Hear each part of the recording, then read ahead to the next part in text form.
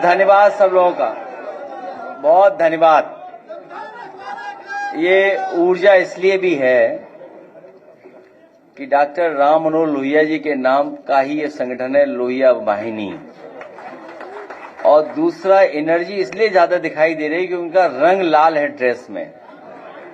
अभी तक तो हम लोग कैप पहनते थे, लेकिन अब अगर देखोगे तो इनका जो शर्ट का रंग है वो भी लाल है। हालांकि कई संगठनों पर डंडा भी है, हम किसी को डंडा नहीं देना चाहते, क्योंकि हम लोकतंत्र पर, कानून पर और इस देश के संविधान पर भरोसा करते हैं। आज जो हम लोगों की बैठक हुई है, युवाओं से जुड़े मामलों पर और युवाओं के सामने जो परिस्थितियां हैं और राजनीतिक जो संगठन के माध्यम से हम लोगों को काम करना है, उसको लेकर के बहुत सारे हमारे लोहिया वाहिनी के साथियों ने सुझाव दिए हैं। यहां पर जो बात हुई है वो यही फैसला लिया है कि बेरोजगारी को लेकर के, घटती नौकरियों को लेकर के, योग्यता अनुरूप काम की कमी होना या कम वेतन पर नौकरी मिलना, युवतियों के लिए असुरक्षित वातावरण जो पैदा हो गया है सरकार में, और जिस तरीके से भारतीय जनता पार्टी ने राजनीतिक हस्तक्षेप बढ़ाया है शिक्षा के क्षेत्र में, अधिक फीस महंगी हो गई है, शिक्षा का लगातार निजीकरण होता जा रहा है, या शिक्षा में वो व्यवस्था लागू हो रही है जो गरीब गांव में रहने वाले लोग हैं या मध्यम वर्ग के लोग हैं, उनसे शिक्षा दूर होती चली जा रही है। ऑनलाइन शिक्षा की भी समस्याएं हैं, उनको लेकर के भी सुझाव आए हैं। और इधर जो रोजगार की बात तो हम लोग करते हैं, लेकिन इस सरकार में कमीशनबाजी बहुत बड़ी है, भ्रष्टाचार की भी सीमाएं, ये सरकार के अधिकारी मिलकर के सब सीमाएं तोड़ चुके हैं। इसी तरह मुद्रा वाली योजना को हम लोग बार बार कहते हैं और कई बार कहा कि 33 लाख करोड़ रुपए बांटे गए हैं और 52 करोड़ लोगों को पैसा मिला है, और ये सरकार मानती थी कि एक व्यक्ति को कम से कम रोजगार इससे मिलेगा। तो अगर ये बात हम सरकार की स्वीकार कर लें तो एक भी नौजवान बेरोजगार नहीं बचना चाहिए, हर एक के पास रोजगार होना चाहिए। युवा ही संविधान की रक्षा करेंगे, और न केवल संविधान की रक्षा करेंगे बल्कि आरक्षण को भी बचाने का काम यही युवा करेंगे मिलकर के। हाल ही में जो घटना हुई है, ये जो हमला हुआ था,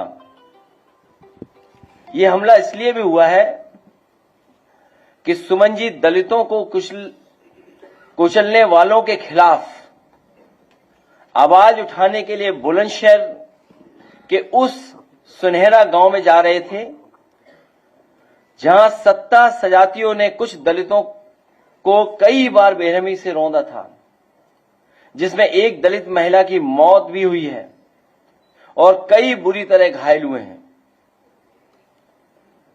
उत्तर प्रदेश में जो माहौल बना है, उत्तर प्रदेश में थार और बुलडोजर को जानबूझ करके भाजपाई दबंगई और भय का प्रतीक बनाया जा रहा है। ये जो थार और ये बुलडोजर सरकार जानबूझ करके लोगों को डराने के लिए, लोग भयभीत हो जाएं, उसका प्रतीक बनाने का काम चल रहा है सरकार में। ये सच्चाई में तो चुनौती सरकार को दी है, उनकी कानून व्यवस्था को दी है। जो लोग ये कहते थे कि जीरो टॉलरेंस है, जो चुनौती दी गई वो सीधी सीधी चुनौती दी गई है। हम वो लोग हैं जो संविधान को मानते हैं, कानून को मानते हैं, लेकिन इधर देखने को मिला है कि कुछ लोगों को पूरा खुली छूट है, कुछ भी कर सकते हैं। और स्वाभाविक है, वो इसलिए छूट है क्योंकि उन्हीं के स्वजाति लोग बैठे हुए हैं, ऊपर से लेकर के नीचे तक। ये जो बुलंदशहर में हमला हुआ है सांसद आदरणीय रामजी सुमन जी पर, ये हमला कहीं न कहीं इशारा करता है कि उनको सरकार का पूरा सहारा है। याद कीजिए, एक दिन मैंने ये कहा था इसी ऑडिटोरियम में कि सरकार के लोग अभी तो औरों को धमका रहे हैं, लेकिन एक समय ऐसा आएगा ये सरकार के लोग किसी को नहीं छोड़ेंगे। और उसी का उदाहरण हम लोगों को देखने को मिला है। मैं अपने प्रेस के लोगों का धन्यवाद देता हूं कि हर बार आपको तकलीफ देनी पड़ती है हम लोगों को।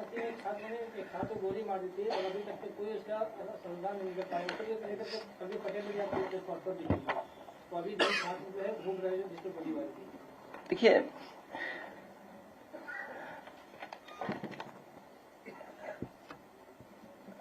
मैंने डेटा दिया था आपको, जिस तरह अधिकारियों की पोस्टिंग है, ये भी है गोरखपुर, अमेठी, कुशीनगर की है।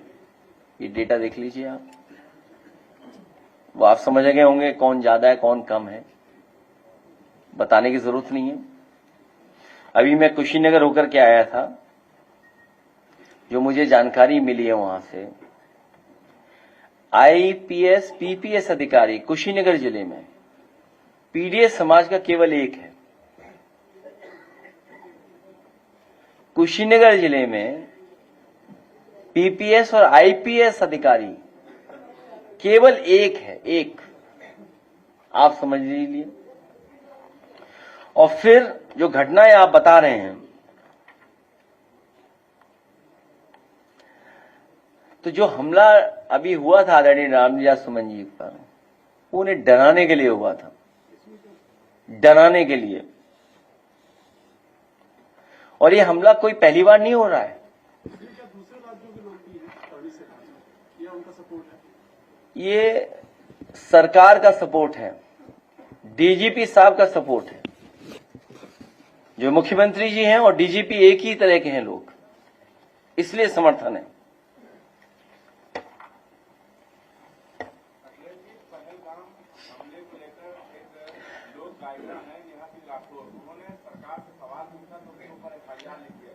और वो तो अभी विषय हमने कविता नहीं सुनी उनकी, अगर उन्होंने कहा होगा तो अच्छा ही कहा होगा। नहीं, अगर कहोगे तो हम प्ले करा देंगे। पहले हमारा तो कोई परिचय नहीं था, पिछली बार भी मैंने आपसे बोला था, कहो तो हम इस पे चलवा दें। वो भी मैं चाहूंगा कि कौन से पे मिलेगा उनकी पूरी कविता बताओ, मैं चलवा देता हूँ। नहीं, उनके हैंडल से नहीं चलाएंगे, किसी न्यूज चैनल से चलाएंगे। मुझे लगता है आज तक ने बड़ा अच्छी कवरेज दी है। आज तक वाला दिखाइए, यूपी तक वाला। बीजेपी सरकार में पीडीए पर, पीडीए की जातियों पर चुन चुन करके हमला हो रहा है। बीजेपी की सरकार में, बीजेपी की सरकार में पीडीए की जातियों पर चुन चुन करके हमला हो रहा है। इलाहाबाद में दलित को जिंदा जला दिया था। वाराणसी में पटेल जाति के नौजवान को गोली मार दी। ये पीडीए के लोगों को चुन चुन करके मारा जा रहा है। जौनपुर में मौर्य जाति के नौजवान को दौड़ा दौड़ा करके मार दिया। रामपुर में दलित मूक बधिर बच्ची के साथ दो बलात्कार हुआ। आजमगढ़ में स्रोत जाति के नौजवान के इसलिए मार दिया गया कि उसने जय भीम का नारा लगा दिया था। ये नए तरह का ट्रेंड चल रहा है, नए तरह का ट्रेंड है। अगर गाना कविता मिल गई हो तो चला दीजिए। इसी तरह हमारा एक समाजवादी साथी पर सोशल मीडिया पर उसने कोई टिप्पणी कर दी या कुछ लिख दिया, पुलिस ने और थाने में जाकर के मारपीट सुनने में आया। आ गया, अभी कविता आ गई। इसलिए आर्थिक समानता पर जो हम लोगों की लड़ाई है, जो भेदभाव पैदा किया है, ये बहुत सी चीजें सरकार चलाएगी जिससे हमारा ध्यान हट जाए। न हम हमले से डरने वाले लोग हैं, न किसी के डराने से डरने वाले लोग हैं, क्योंकि हम सबको मिलकर के भारतीय जनता पार्टी को उत्तर प्रदेश से सफाया करना है, उसकी तैयारी हम लोग कर रहे हैं। और जो हमारी लड़ाई है आर्थिक समानता की और सामाजिक न्याय के राज की स्थापना की, बहुत सारी समस्याओं का समाधान तभी हो जाएगा जिस दिन हम सब लोग सामाजिक न्याय के राज की स्थापना करने में कामयाब हो जाएंगे। उसी समय बहुत सारी समस्याओं का अपने आप समाधान हो जाएगा।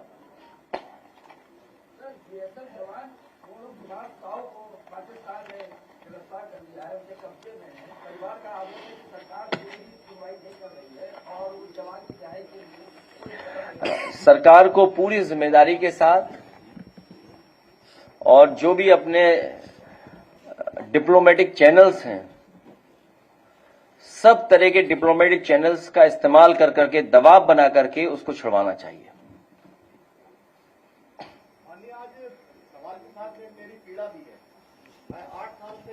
तब तो पीडीए में हो आप। नहीं, पहले मैं कह दूं, अगर आप, मुझे तो पता नहीं है आप पत्रकार हैं कि या सहयोग समर्थन करने आए हैं।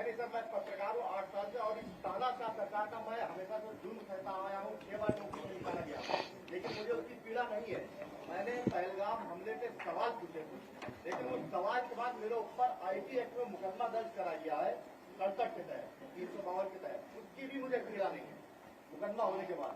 लेकिन अब मुझे धमकियां मिल रही है, फोन पे आतंकवादी कहा जा रहा है और ये भी कहा जा रहा है कि हफ्ते भर के अंदर तुझे मार दूंगा। मेरे घर से निकलना फिर मुश्किल हो गया है, पत्रकारिता मेरी खत्म हो चुकी है। अच्छा, आप यूट्यूबर हैं लगता है, किसी अखबार में? ये सर मेरे पास सर मैं एंकर हूँ, टीवी न्यूज एंकर। अच्छा, न्यूज टीवी एंकर। ला, हमें दे देना, हम दे देना, कह देंगे, मदद करेंगे आपकी भी। मदद की जरूरत तो है ही है, लेकिन सर ये जिसमें धाराएं लगी है उसकी भी चिंता नहीं थी। लेकिन अब तक मुझे लग रहा है कि मैं मार दिया जाऊंगा। मैं एसीपी के पास गया, उसने मेरी नहीं सुनी, FIR नहीं ली। मैं अपने थाने में गया, उसने कहा साइबर सेल में जाइए, उसमें वहां भी मेरी सुनवाई नहीं हुई। पुलिस मेरी कोई मदद नहीं कर रही है। इसीलिए पीडीए में सबसे पहला वर्ड जो है वो P फॉर पत्रकार भी है और P फॉर पीड़ित भी है। इसलिए आपकी भी रक्षा करने की जिम्मेदारी पीडीए समाज की है। कागज दे देना, कागज दिलवा दो। P फॉर पत्रकार आ गया। हाँ, लाइए, आज तक वालों ने बहुत अच्छा चलाया है, मैं उनका धन्यवाद देता हूं। फुल वॉल्यूम ठीक है साहब। पाकिस्तान की सोशल मीडिया पर हो रही है। एक फोन कॉल से दूसरे देशों की वॉर रुकवाने वाले पॉपा अपने देश में आतंकवादी हमला नहीं रुकवा पाए और अंधभक्त मुझसे कह रहे हैं कि ऐसी बातों पर राजनीति और सवाल मत करो। तो किस बात पर सवाल करूं? शिक्षा पर, जिसे मुद्दा ही नहीं समझा जाता, या स्वास्थ्य पर, जिस पर सवाल करना अब आउट ऑफ फैशन हो गया है? बोलो किस पर सवाल करूं? बेरोजगारी पर, जिसके जवाब में तुम्हारे अब्बा हुजूर पकौड़ा तलने की सलाह देते हैं? अरे जब देश की राजनीति ही राष्ट्रवाद और हिंदू मुसलमान के मुद्दे पर चल रही है, उसके बाद भी आतंकी हमलों में देशवासी मारे जा रहे हैं, तो सवाल किस मुद्दे पर करूं? 56 इंच की छाती पर देश के सारे मुद्दों को समेट देने वाले मोदी जी की सरकार में आतंकवादी हमले होंगे और नागरिकों की हत्या होगी, तो सवाल क्या मोहम्मद अली जिन्ना और नेहरू जी से पूछा जाएगा? नागरिकों की मौत और आतंकवादी हमलों पर सवाल क्यों नहीं पूछा जाना चाहिए भाई? इन सवालों से इतना डर क्यों रहे हैं आप? अपनी ही सरकार में हुए पुलवामा आतंकी हमले के शहीदों की मौत पर बेशर्मी से वोट मांगने वाला ये आदमी पहलगाम के पर्यटकों की मौत पर भी वोट मांगेगा और अंधभक्त इसे मास्टर स्ट्रोक बताकर वोट भी देंगे। तो ये जो पुलवामा बहुत सेंसिटिव इशू है, और सरकार ने यह भरोसा दिलाया है कि वो सरकार ठोस कदम उठाएगी। और सबसे ठोस कदम जो सरकार का लग रहा है वो यही है कि वो जलबंदी करेंगे। हम समाजवादियों का पूरा समर्थन है उनके जलबंदी के लिए। उसी के साथ साथ हमारी मांग है कि शहीद परिवारों के सदस्यों को, उनके परिवार को 10-10 करोड़ से सरकार मदद करे। साथ ही में सरकार उनके परिवार के एक सदस्य को सरकारी नौकरी दे।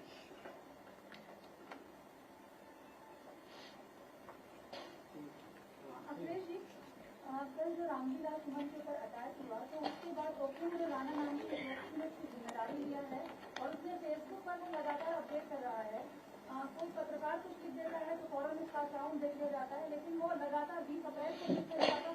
उसने आपको धमकी दिया है कि अखिलेश अगर तो घुटने पर टिकवाएंगे। हमें क्या करवा देंगे? हमें भी? अच्छा। हाँ? देखिए, सच्चाई तो ये है कि ऐसे लोग सरकार को ठेंगा दिखा रहे हैं उनकी कानून व्यवस्था को। क्या है कानून व्यवस्था उनकी?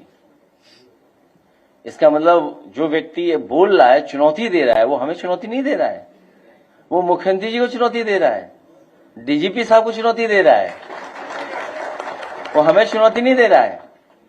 हमारे लाल शर्ट पहने वाले लोगों को हमने शांत किया हुआ है।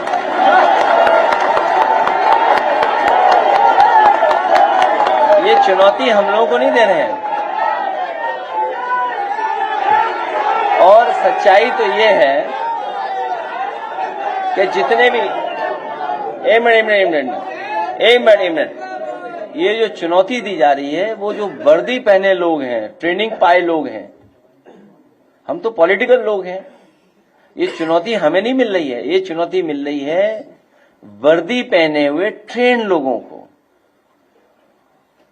ये चुनौती उन्हीं लोगों को मिल रही है। ये चुनौती मिल रही डीजीपी साहब को, चुनौती मिल रही मुख्यमंत्री जी को। हम लोगों को चुनौती नहीं है ये चुनौती और इसलिए भी मिल रही है कि इनका कुछ सीधा संपर्क है, संबंध होगा। और ये सब ऐसे लोग कानून व्यवस्था को ठेंगा दिखा रहे हैं।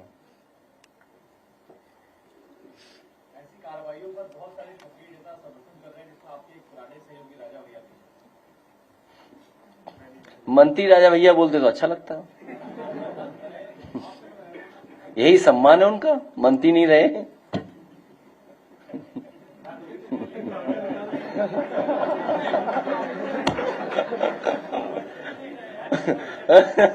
क्या चाहिए?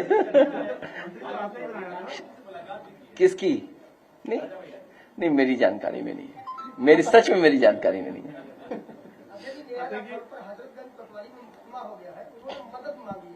किससे? नहीं, हम सब लोग मदद कर रहे हैं उनकी, हम सब लोग मदद करेंगे। देखिए, अगर कोई घटना हुई है और कोई बात कही जा रही है तो सरकार कम से कम जो कह रहे हैं उन पे तो कार्रवाई न करे। इसीलिए मैं कह रहा हूं जो इनके अपने लोग हैं वो कानून व्यवस्था को कब ठेंगा दिखाते पता ही नहीं है। और कितनी बार हम लोगों ने देखा, आपने देखा, ठेंगा दिखा रहे हैं। हमारी बहन बोल रही थी कि वो हमें भी हमला कर रहे हैं, हमने तो देखा ही नहीं, ऐसा पढ़ते ही नहीं हम ऐसे लोगों के बारे में। और फिर चुनौती अगर राजनीति कर रहे हैं जैसे हम लोग, अरे इन चुनौतियों का सामना नहीं करेंगे तो राजनीति करना ही भूल जाए हम लोग, बंद कर रहे हैं राजनीति। इसलिए क्योंकि राजनीति कर रहे हैं तो एक बड़ा सपना लेके कर रहे हैं। और सोचिए आप, हम लोगों का विजन देखिए आप, हम लोगों ने हवाईया उतारा सड़क पर, अब मुख्यमंत्री तैयारी कर रहे हैं कि रात में भी उतारेंगे। देखिए हमारे काम का असर देखिए। और मैं आपसे कह रहा हूं ये हाइब्रिड मॉडल इतना बढ़िया है कि भारतीय जनता पार्टी के जितने मॉडल होते हैं वो कुछ न कुछ लाभ या करप्शन के मॉडल होते हैं। ये हाइब्रिड मॉडल से जो सड़क बन रही है, आप मैं दावा कर सकता हूं, आप मुख्यमंत्री जी से पूछो जाके ये हाइब्रिड मॉडल क्या है, वो बता ही नहीं पाएंगे। और अगर एक्सप्रेस वे दूसरा देख रहे, अपना तो देख लेते पहले, वो गोरखपुर लिंक जो अभी तक नहीं बन पाई, उधर भी तो उतारे हैं हेलीकॉप्टर। हमारे मुख्यमंत्री इतने अच्छे हैं कि हर सड़क को एक्सप्रेस वे समझते हैं।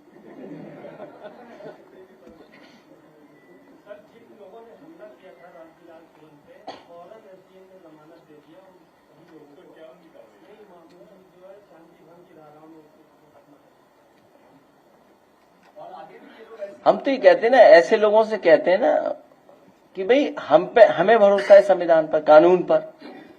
आप आइए खुले मैदान पे, खुले मन से आओ, बहस कर लें, बात कर लें, खुले मन से आइए ना, आइए बात कर लें। बात करने में क्या है, किस बात की नाराजगी है? आइए खुले मन से, हम लोग भी बात कर लें आपसे।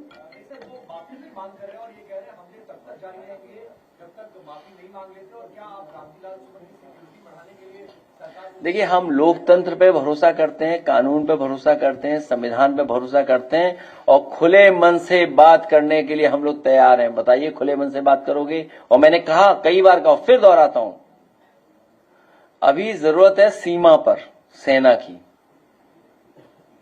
अभी जरूरत है सीमा पर सेना की। और जब कभी भी आप पाकिस्तान से सवाल खड़े करोगे तो आपको चीन से भी मुकाबला करना पड़ेगा।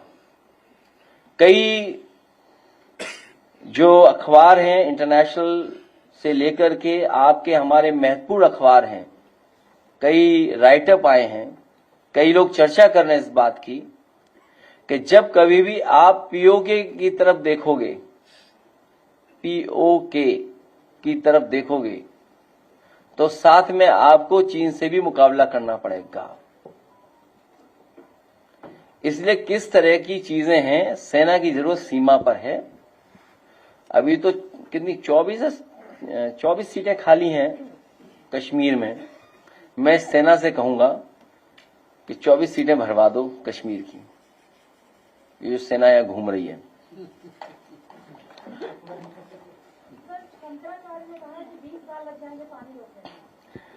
देखिए, मेरी जानकारी में नहीं है चीजें। सरकार दावा कर रही है कि बहुत जल्दी कर देंगे, क्योंकि जो नोटबंदी का परिणाम आया, हो सकता है जलबंदी जल्दी कर दें। नोटबंदी में कहा था कि भ्रष्टाचार खत्म हो जाएगा, आतंकवाद खत्म हो जाएगा। उम्मीद है कि जलबंदी होने के बाद पाकिस्तान खत्म हो जाएगा। भाई, हमें इतना टेक्निकल नॉलेज नहीं है, हमें इतनी जानकारी नहीं है। ये सरकार ही जानकारी दे सकती है कि अगर उस तरह का बड़ा पैमाने पर जो इंफ्रास्ट्रक्चर बनाना पड़ेगा, स्ट्रक्चर्स बनाने पड़ेंगे या रिजर्वायर बनाने पड़ेंगे, उसके लिए कितना समय लगेगा।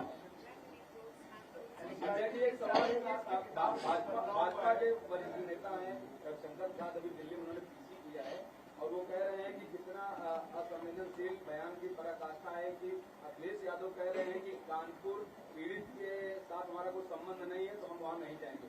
उनको उन्होंने इस तरह से। देखिए, ऐसा है, उसमें कोई छिपाने की बात नहीं है। सवाल ये नहीं है मैं किसके घर जा रहा हूं नहीं जा रहा हूं। सवाल ये था कि हमारे घर आतंकवादी क्यों आए, आतंकवादी कैसे आ गए। और जहां तक सवाल उनके घर के जाने का है, हमारी पार्टी के बड़े पैमाने पे नेता जा चुके हैं। और अगर आपको सूची चाहिए कौन कौन जा चुका है, तो एक कानपुर का हमारा साथी है, वो बता देगा। विजय कहाँ है? हाँ, बता दीजिए कितने लोग जा चुके हैं, यहाँ खड़े होकर बता दो। हाँ, देखिए, वो भी गया था लड़का। आओ इधर, आओ इधर, आइए, आ जाओ, आ जाओ, यहीं से बता दो, यहीं से। महमूद जी गए, मुसलमुमी जी गए, विधायक जी, अमिताभ वाजपेयी जी गए, आदनगर से विधायक हैं, मुनीम शुक्ला जी कानपुर ग्रामीण जिलाध्यक्ष हैं, मैं लोहियावादी के जिलाध्यक्ष हूँ, विजय यादव मैं गया हूँ। और इसके साथ साथ हाँ, बताओ, तुम भी गए? हाँ, बताओ बताओ। लगातार कानपुर से माननीय विधायक है अमिताभ वाजपेयी गए, जिलाध्यक्ष महमूद जी गए, हम लोग सारे वहाँ सब लोग गए। और जो खत्म हुए, ये सतीश महाराज जी के जो विधानसभा अध्यक्ष है, उनके बहुत विरोध में है, क्योंकि उनका सीमेंट का काम होता है। नहीं, क्यों बात, हम लोग पहले वहाँ जा चुके हैं। अरे नहीं, वो बातें नहीं। ठीक, बस होगी बात। अच्छा सुनिए, एक मिनट। देखिए, सवाल ये नहीं है इधर उधर वाली। देखिए, दिल्ली से अगर ये बात आ रही है तो इसका मतलब ध्यान भटकाना चाहते हैं वो। एक मिनट, ए बेटा खड़े हो। हाँ, ध्यान भटकाना चाहते हैं वो लोग, वो ध्यान हटाना चाहते हैं। तो इसलिए मैंने कहा सवाल ये नहीं है कि मैं घर गया हूं नहीं गया हूं या जाऊंगा नहीं जाऊंगा, सवाल ये कि आतंकवादी आपके घर कैसे आ गए। और सुनने में आ रहा है, जो उनके परिवारों के सदस्यों से सुनने में आ रहा है, जो और प्रदेश के जिनके परिवार के सदस्यों की जान गई है उनसे सुनने में आ रहा है। कहो तो उनके वीडियो में चलवा दूं। इनके मंत्रियों को, इनके मुख्यमंत्रियों को क्या सुनना पड़ा। और सुनने में आ रहा है 1.5 घंटे तक कोई पहुंचा ही नहीं वहां पर, 1.5 घंटे तक कोई पहुंचा ही नहीं मदद के लिए, अस्पताल में पहुंचाने के लिए कोई इंतजाम नहीं था। तो आप क्या कह रहे हैं, हम विश्व गुरु बन गए हैं, अमृतकाल चल रहा है, ये हमारा डंका बज रहा है, हम दुनिया की ये तीसरी अर्थव्यवस्था बने जा रहे हैं। आप सोचिए, तीसरी अर्थव्यवस्था बने जा रहे हो, आप किसी घायल को इलाज नहीं दे पा रहे हो। आप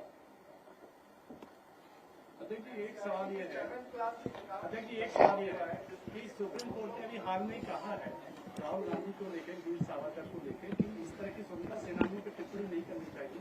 समाजवादी वीर सावरकर को क्या मानते हैं? देखो, ये विषय बहुत लंबा है। देखिए, हर महापुरुष से लोगों की भावनाएं जुड़ी हुई हैं, इसीलिए किसी को ठेस नहीं पहुंचे कोई शब्द ऐसे इस्तेमाल नहीं होने चाहिए। अब ये आप अदरवाइज ले लोगे कि मैं एडवाइस राहुल जी को कर रहा हूं। खैर, भारतीय जनता पार्टी का जब गठन हुआ था उस समय भारतीय जनता पार्टी में भी इस बात की चर्चा थी, इस बात की बहस हुई थी। और भारतीय जनता पार्टी के जो पहले प्रेसिडेंट थे उन्होंने स्वीकार किया था कि इस देश को उनकी पॉलिटिकल पार्टी एक सेकुलर और सोशलिस्ट कंट्री बनाने की दिशा में लेकर के जाएगी। उस समय बताओ किसने फंडिंग की थी उस कार्यक्रम की?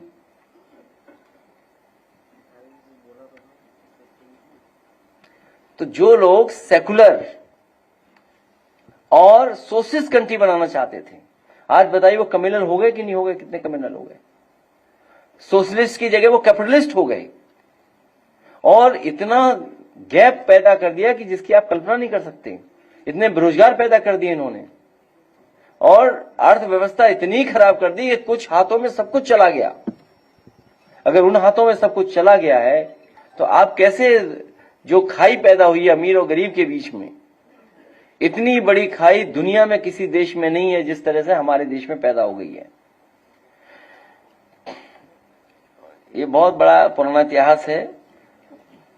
अंग्रेज बना के गए थे एक formula, divide and rule. Divide and rule के ही न्यू में इनका पूरा दल है। जो जिस विचारधारा पे आप बात कर रहे हो, वो डिवाइड एंड रूल जो अंग्रेजों ने कभी पॉलिसी बनाई थी, उसके न्यू में यही विचारधारा है।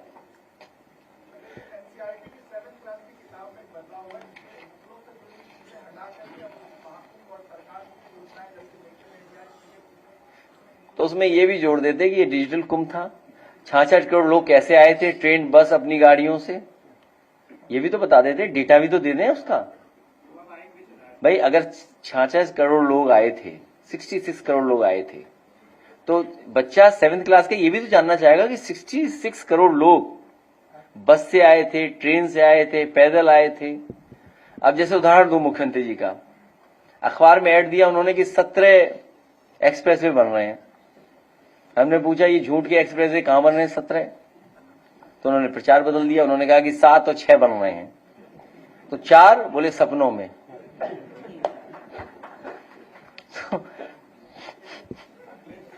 अभी आज के अखबार में पढ़ रहा था मैं, एक एक्सप्रेस वे हरिद्वार बनेगा, एक इधर बनेगा, एक उधर बनेगा। समय बचा नहीं है। 8 साल मना रहे हो आप, 00। 8 तब बनता है जब 2 जीरो हो। 8 साल 8 तब बनता है जब 00 हो, एक जीरो नीचे एक जीरो ऊपर। और बचा नहीं समय कुछ भी। आखिरी बजट आना है और कितने एक्सप्रेस वे बनाने जा रहे हैं आप अखबार में पढ़ लो। तो आप भी तो गलत लिख देते हो। क्यों लिखते हो आप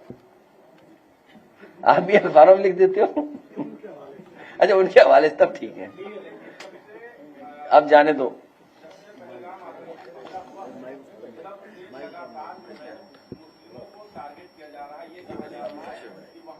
रामजिया सुमन जी पर भी हमला हो रहा है, रामजिया सुमन जी पे भी हमला हो रहा है। हमारा पत्रकार साथी खड़ा है, बैठा है जो, इस पे भी हमला हो रहा है। बीजेपी वाले सब पे हमला कर रहे हैं और अभी 6 महीने गुजर जाओ बीजेपी पे हमला करेगी।